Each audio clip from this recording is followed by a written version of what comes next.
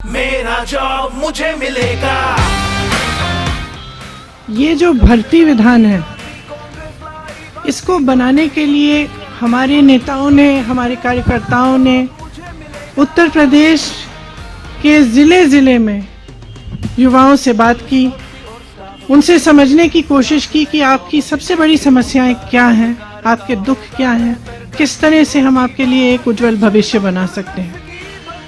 उन्हीं चर्चाओं में से निकला हुआ जो सार था, जो मुद्दे थे, वो इस भर्ती विधान में है। इसे भर्ती विधान इसलिए कहलाया गया क्योंकि सबसे बड़ी समस्या भर्ती की ही है उत्तर प्रदेश में। जहाँ जहाँ हम गए हैं, जिन नौजवानों से बात की है, उनकी पीड़ा बाहर आई है। वो दुखी हैं, त्रस्त हैं, क्वालिफाइड हैं, नौकरियां नहीं मिलती, बड़ी बड़ी घोषणाएं होती हैं, रोजगार नहीं दिए जाते। कोई कहता है 25 लाख नौकरियां दिलवाएंगे, कोई कहता है 20 लाख, लेकिन उनको कभी ये नहीं समझाया जाता कि ये कैसे होगा, किस तरह से ये रोजगार आपके लिए बनाए जाएंगे। हमारा ये प्रयास रहा है कि जो नौजवानों की समस्याएं हैं, वो सब इसी भर्ती विधान में उनको सुलझाने का एक हमने खाका तैयार किया है। हमें मालूम है कि रोजगार के विषय में और खास तौर से भर्ती के विषय में जो परीक्षाएं होती हैं, उनका जो तरीका है, जिस तरह से उनको किया जा रहा है, जितने घोटाले हैं, जिस तरह से पेपर लीक किए जाते हैं, जिस तरह से परीक्षा देने के बाद वो परीक्षा रद्द की जाती है, इससे बहुत ही पीड़ा है नौजवानों में। इसीलिए एक पूरा सेक्शन इस भर्ती विधान में हमने डेडिकेट किया है, इसलिए कि किस तरह से ये परीक्षाएं जो हैं, इनमें जो समस्याएं आ रही हैं, जो घोटाले होने, इनको दूर हम किस तरह से करेंगे। इस विधान में भविष्य निर्माण के लिए कि अगर कोई युवा अपना बिजनेस शुरू करना चाहता है, छोटा मोटा काम करना चाहता है, उसका कोई हुनर है, उसको कैसे हम बढ़ावा दें, उसको कैसे हम मदद करें, उसका समर्थन कैसे करें, वो भी इसमें एक अलग सेक्शन में है। एक और सेक्शन है भागीदारी। आपको मालूम होगा कि कुछ सालों से उत्तर प्रदेश के विश्वविद्यालय में चुनाव नहीं होते और पूरी तरह से जो भागीदारी है युवाओं की, वो नहीं हो रही है। तो इन सब को बातों को एड्रेस करते हुए ये सेक्शन है। और एक आखिरी सेक्शन है जिसमें भलाई की बात की है, जिसमें हमने जो नौजवानों की स्वास्थ्य की समस्याएं हैं और जो रिक्रिएशन की समस्याएं हैं, उनको हमने एड्रेस किया है। इनके कुछ डिटेल मैं आपको देना चाह रही हूँ। उत्तर प्रदेश में 7 करोड़ युवाओं की आकांक्षाओं का ये दस्तावेज है। इसमें प्राथमिक विद्यालयों में 1.5 लाख शिक्षकों की भर्ती है, जो खाली हैं, पद खाली हैं, उनको भरा जाएगा। माध्यमिक में 38,000 शिक्षकों के पद खाली हैं, उनको भरा जाएगा। उच्च शिक्षा में 8,000 शिक्षकों के पद खाली हैं, इन्हें भरा जाएगा। डॉक्टरों के 6,000 पद खाली हैं, इनको भरा जाएगा। पुलिस विभाग में 1 लाख पद रिक्त हैं, इन्हें भी भरा जाएगा। 20,000 आंगनवाड़ी कार्यकर्ताओं को और 27,000 आंगनवाड़ी सहायिकाओं को भी यहाँ पे नियुक्त हो सकती हैं, इनके भी पद खाली हैं जो हम भरेंगे। संस्कृत विद्या 2,000 शिक्षकों की भर्ती कराई जाएगी। रुकी हुई जो भर्तियां हैं, 32,000 फिजिकल एजुकेशन की जो शिक्षक हैं, उनकी भर्ती, 4,000 उर्दू के शिक्षक, 12,460 शिक्षक भर्ती जो पूरी नहीं की गई हैं, इन्हें पूरा किया जाएगा। इसके साथ साथ जो 1 प्रोडक्ट 1 डिस्ट्रिक्ट की पॉलिसी है, उसको रिलैक्स करके जहाँ जहाँ हुनर है, जहाँ जहाँ 100 से ज़्यादा एक ही इंडस्ट्री की यूनिट्स हैं, वहाँ पे उसे एक क्लस्टर डिक्लेयर किया जाएगा, जिसमें पूरी सुविधाएं और जितने भी साधन संसाधन हैं वो दिए जाएंगे ताकि उनका बढ़ावा हो। इसमें खास तौर से हम युवाओं पे फोकस करेंगे। भर्ती प्रक्रिया में जो भरोसा टूटा है नौजवानों का, उसको एक बार फिर जागरूक करने के लिए जो प्रतियोगी परीक्षाएं हैं, उनके फॉर्म भरने की जो फीस है, वो कहीं भी नहीं लगेंगे। तो फीस पूरी तरह से माफ़ होंगी। परीक्षा देने के लिए जब बस ट्रेन से यात्रा करनी पड़ेगी, वो भी मुफ्त होगी। एक जॉब कैलेंडर बनाया जाएगा। ये बहुत महत्वपूर्ण चीज़ है, क्योंकि जो जैसे मैंने कहा एक बहुत बड़ी समस्या है कि जब परीक्षाएं देते हैं तो साल भर के लिए रिजल्ट नहीं आता, उसका कट ऑफ चेंज हो जाता है परीक्षा देने के बाद, या फिर पेपर लीक होता है तो पूरी परीक्षा ही रद्द कर दी जाती है। तो इन समस्याओं को सुलझाने के लिए एक जॉब कैलेंडर बनाया जाएगा, जिसमें परीक्षा की तारीख, इंटरव्यू की तारीख, रिजल्ट की तारीख, नियुक्ति की तारीख पहले से दर्ज की जाएगी। इसका कड़ाई से पालन करवाएंगे और इसके उल्लंघन पर जुर्माना किया जाएगा। पेपर लीक को रोका जाएगा, क्यों किस तरह से सरकारी जगहों पर पेपर की छपाई होगी, लीक की स्थिति में कड़ी सजा होगी।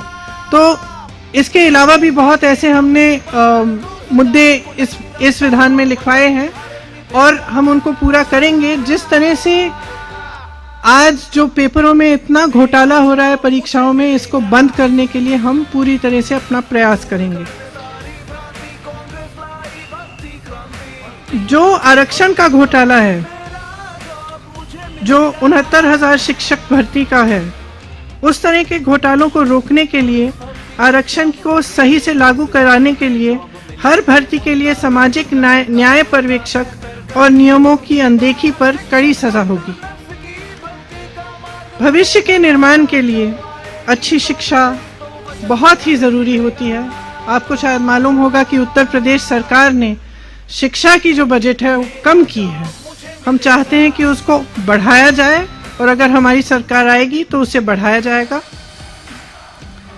ये अच्छे रोजगार के लिए, एक मजबूत भविष्य के लिए एक पहली सीढ़ी है। इसीलिए जो विश्वविद्यालय हैं और कॉलेज हैं, उन सब में libraries, free WiFi, lab, hostel, mess, इन सब सुविधाओं को अपग्रेड किया जाएगा। विश्वविद्यालयों और कॉलेज में रोजगार से सीधी जुड़ी प्लेसमेंट सेल होगी, जो एडवांस में होगी। इसी तरह से जब हमने भागीदारी की बात की, तो लोकतंत्र की बहाली और एक इंक्लूसिव प्रक्रिया कराने के लिए सभी कॉलेज और विश्वविद्यालय में छात्रावास चुनाव की बहाली होगी। दलित, ओबीसी, आदिवासी और ईडब्ल्यूएस के लिए प्री और पोस्ट मैट्रिक स्कॉलरशिप समय पर मिले, इसके लिए हमारा पूरा प्रयास होगा।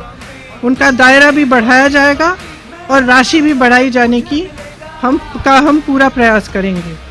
इस सुविधा के लिए एक सिंगल विंडो स्कॉलरशिप पोर्टल खोला जाएगा, जिसके तहत अप्लाई करना भी आसान होगा और स्कॉलरशिप की में ट्रांसपेरेंसी भी आएगी। सफाई कर्मियों के परिवार के युवाओं को एक प्रशिक्षण के लिए और रोजगार के लिए नए अवसर निकाले जाएंगे।